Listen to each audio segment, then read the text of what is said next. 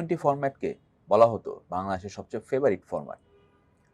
Test কিংবা one day এই দুই ফরম্যাটের চেয়ে টি-20তে আমরা বেশ স্বাচ্ছন্দ্য বোধ করি। বাংলাদেশের ব্যাটাররা স্ট্রোক খেলতে পছন্দ করেন, তারা ওয়ানডে কিংবা টেস্টে খুব আক্রমণাত্মক ব্যাটিং করেন। এজন্যই হয়তো টি-20 ফরম্যাটের শুরু থেকেই বাংলাদেশকে নিয়ে অনেক বেশি আশা ছিল সমর্থকদের। কিন্তু হয়েছে আসলে উল্টোটা। আমরা বছরের পর বছর ধরে দেখছি টি-20 ফরম্যাটই বাংলাদেশ কেন যেন খুব একটা ভালো করতে পারেনি। তো এবারও সেটার আসলে ব্যতিক্রম হলো না। ওয়েস্ট ইন্ডিজের বিপক্ষে ঘরের মাঠে সিরিজেও বাংলাদেশকে হারতেই হলো। চট্টগ্রামে প্রথম টি-20তে আমরা আসলে খুব ভালো করতে পারিনি। আমাদের বোলিংটা ভালো হলেও ব্যাটসম্যানরা আসলে ডুবিয়েছেন, পুরো দলকেই ডুবিয়েছেন। তো দ্বিতীয় ম্যাচে আমাদের টার্গেট ছিল যে সিরিজ যদি আমাদের বাঁচাতে হয়, চট্টগ্রামে আসলে দ্বিতীয় ম্যাচটা আমাদের জিততেই হবে। তো সেই লক্ষ্যে আসলে বাংলাদেশ গতকাল মাঠে নেমেছিল। গতকাল আসলে আমরা যেটা দেখলাম সেটা খুবই হতাশাজনক। প্রথমে যখন আমরা বোলিংয়ে নামি, ওয়েস্ট ইন্ডিজ আসলে দুর্দান্ত শুরু করেছিল। একটা সময় তাদের 1 উইকেট 105 রান ছিল, ম্যাচের তখন মাত্র 10 ওভার। তো সবাই ধারণা করছিল যে 180 থেকে 200 পর্যন্ত স্কোর হয়ে যেতে পারে। সেটা যদি হয়ে যায় তাহলে আসলে বাংলাদেশের জয়ের আশা অনেকটাই ফিকে হয়ে যাবে।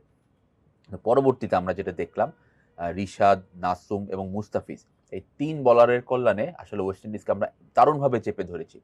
তারা মানে শেষের 10 ওভারে বলতে গেলে কোনো রানই তুলতে পারেনি এবং তাদের বাকি 8 উইকেট যেটা সেটাও পড়েছে শেষের 5 থেকে 7 ওভারের ডিফারেন্সে। তো শেষে গিয়ে আমরা যেটা দেখলাম তারা আসলে মাত্র 149 রান তুলতে পেরেছে, যেটা আসলে দশম ওভারের সময় কেউ কল্পনাও করেনি যে ওয়েস্ট ইন্ডিজ আসলে 180-র নিচে স্কোর করবে। বোলারদের কল্যাণে আমরা দারুণভাবে ম্যাচে ফিরেছিলাম, কিন্তু সেই হতাশার জায়গাটা আবার ফিরে এলো ব্যাটারদের কারণেই। টার্গেট মাত্র 150। আধুনিক টি-20তে 150 আসলে কোনো রানই না, যেখানে 200, 250, 275 ইজিলি চেস করছে আইপিএল কিংবা বিপিএল। আমরা যে ধরনের ফ্যান্টাজি ক্রিকেট বলি কিংবা আন্তর্জাতিক ক্রিকেট বলি, সবখানেই আসলে 170-80-র নিচে রানকে আসলে কোনো ধর্তব্যই আনে না ক্রিকেটিং দলগুলো। তো সেখানে চিটাগংয়ের পিচ, আমরা মিরপুরের পিচ নিয়ে আসলে যতগুলো কথা হয়েছে যে কালো পিচ, ব্যাটাররা আসলে কোনো রান পাচ্ছেন না, স্পিনারদের দাপট, মানে যেখানে আসলে 130-40 রানই অনেক বেশি টি-20তে। চিটাগংয়ের পিচে কিন্তু সেরকম ছিল না। চিটাগংয়ের পিচ কিন্তু একদম সবুজ। প্রথম ম্যাচেও আমরা রান দেখেছি, সেকেন্ড ম্যাচেও আসলে ওয়েস্ট ইন্ডিজেরও ব্যাটিং কলাপসটা না হলে প্রথম 10 ওভারে আমরা যেটা দেখলাম যে অনেক বেশি রান হয়েছে। তো সেখানে আসলে 150 রানের টার্গেট ফিল আপ করা আসলে কোনো ব্যাপার ছিল না। সেখানে আসলে বাংলাদেশের ব্যাটাররা গতকাল যেটা করলেন সেটা আসলে খানিকটা একটু মানে বেশ হতাশ করার মতো। এক তানজিদ তামিম ছাড়া কেউই আসলে মানে আশার আলো দেখাতে পারেননি।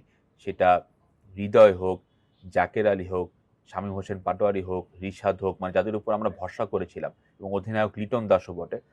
সবচেয়ে বেশি আসলে হতাশ করেছে জাকের আলী অনিক এবং শামীম হোসেন পাটোয়ারির ব্যাটিং। ম্যাচের যখন একদম শেষ প্রান্ত, 5-7 ওভার বাকি, আমাদের আসলে আর 30-40 রানের মতো দরকার, আমাদের হাতে 6 উইকেট আছে। তো এরকম অবস্থায় আসলে ম্যাচ জেতা কোনো ব্যাপার ছিল না। দর্শকরা হয়তো আশা করেছিলেন যে আচ্ছা, টপ অর্ডার কিংবা মিডল অর্ডার খুব একটা ভালো করতে পারেনি, কিন্তু আমরা তো খুব কাছাকাছি পৌঁছে গেছি। আমাদের যে পরিমাণ হার্ড হিটার ব্যাটার আছে, মানে জাকের, শামীম এবং রিশাদ, এই 3 জনের উপর আসলে বাংলাদেশের ভরসা অনেকটুকুই। বিশেষ করে এই ধরনের পরিস্থিতি যখন আসলে 5 ওভারে 50 কিংবা 60 রান দরকার হয়। গতকাল আমরা যেটা দেখলাম, জাকের, শামীম এই 2 ব্যাটার যে পরিমাণ ডট বল খেলেছেন, মানে এই ডট বল আসলে বাংলাদেশের উপর যে ধরনের প্রেশার ফেলেছিল, সেটা আসলে বাংলাদেশকে আর শেষ পর্যন্ত ম্যাচ জিততে দেয়নি। টি-20 ওয়ার্ল্ড কাপকে যদি আমরা সামনে রাখি, তাহলে এই ধরনের মানে মন্থর ব্যাটিং কিংবা ডট বল খেলা বা মিডল অর্ডার বা লোয়ার মিডল অর্ডারের ব্যাটসম্যানদের এরকম আসলে ব্যর্থতা এসে মেনে নেওয়া আসলে খুব কঠিন। আমাদের এখন একটা আসলে দল সাজানোর ব্যাপার চলেছে যে আমরা আসলে ওয়ার্ল্ড কাপের জন্য কেমন দল চাই। মানে আমাদের টপ অর্ডারটা মোটামুটি আমরা ফিক্স করে ফেলেছি যে আসলে ইমন, তানজিদ তামিম, লিটন দাস এর 3 জন আসলে খেলবেন। শান্ত আসলে আসলেও আসতে পারেন।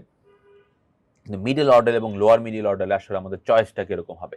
আমরা গতকাল যেটা দেখলাম, তাওহিদ, হৃদয়, জাকির, শামীম কেউই আসলে ভালো করতে পারেননি। তো এই 3 জন ব্যাটারের উপর আসলে বাংলাদেশের প্রত্যাশা অনেক বেশি থাকবে। বিশেষ করে 10 থেকে 20 ওভারের মধ্যে বাংলাদেশ যদি ভালো স্কোর করতে চায় কিংবা ভালো একটা স্কোর তারা করতে যায়, তাহলে আসলে এই 3 জন ব্যাটারকে ভালো করতেই হবে। এর আসলে কোনো বিকল্প নেই। তো বাংলাদেশের সামনে এখন আসলে মেইন টার্গেটটা হচ্ছে এই সিরিজে হোয়াইট ওয়াশ এড়ানো। আমরা জানি 31 তারিখে থার্ড ম্যাচ। বাংলাদেশ অবশ্যই চাইবে যে বাংলাদেশ শেষ ম্যাচটা অন্তত জিতে যেন একটা সান্ত্বনার একটা জয় পায়। ওয়েস্ট ইন্ডিজ কিন্তু গতকাল ম্যাচের পরেই বলে দিয়েছে যে তাদের একমাত্র টার্গেট বাংলাদেশকে হোয়াইট ওয়াশ করা। ওয়ানডে সিরিজটা জিততেও আসলে জিততে পারেনি, তো তারা আসলে একটা হোয়াইট ওয়াশের স্বাদ নিয়েই দেশে ফিরতে চান। বাংলাদেশের জন্য পরিস্থিতিটা আসলে উল্টো, তাদের একটা সান্ত্বনার জয় দরকার। হিসেব নিকেশেরও কিছু ব্যাপার আছে যে আমরা আসলে মানে কোন ট্যাকটিক্স নিয়ে ওয়ার্ল্ড কাপের জন্য প্রস্তুতি নিব। এখন ওয়ার্ল্ড কাপের বাকি আর মাত্র ৩ মাস। এই সময়ের মধ্যে আমাদের আয়ারল্যান্ডের বিপক্ষে টি-20 সিরিজ আছে, সেটাও আসলে চিটাগংয়েই হবে। তো আমরা আসলে এই সিরিজের ভুল থেকে কতটুকু শিক্ষা নিয়ে আয়ারল্যান্ডের বিপক্ষে খেলতে পারবো সেটাও একটা বড় ব্যাপার। আয়ারল্যান্ডের বিপক্ষে আমাদের স্কোয়াডটাও কেমন হবে এটা নিয়েও আসলে বিসিবির একটু চিন্তার বিষয় রয়েছে। এবং আল্টিমেট যেটা টার্গেট বিপিএল, আমরা জানি ডিসেম্বর জানুয়ারিতে আমাদের বিপিএল অপেক্ষা করছে। তো বিপিএল থেকে আমরা নতুন কাউকে পাবো কিনা মার্চের ওয়ার্ল্ড কাপের জন্য, তো এটাও আসলে নতুন করে একটা চিন্তার ব্যাপার রয়েছে। তো সবকিছু মিলিয়ে আসলে বাংলাদেশের টি-20তে ভবিষ্যৎ কি সেটা আসলে অনেকটাই ডিপেন্ড করবে আয়ারল্যান্ডের বিপক্ষে সিরিজে। তো আশা করছি পরবর্তীতে আমরা নতুন কোনো টপিক নিয়ে হাজির হব। তো আমাদের সাথেই থাকুন।